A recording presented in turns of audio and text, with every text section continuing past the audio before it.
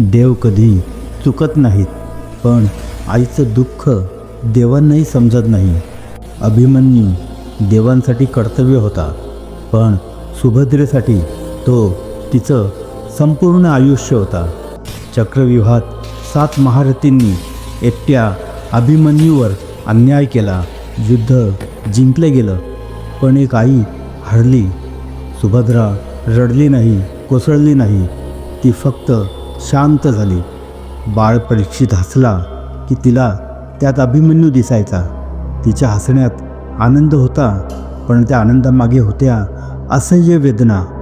देव जिंकले, पण आई हरली. असं म्हणतात, आईचं दुःख दैवी गणितात बसत नाही.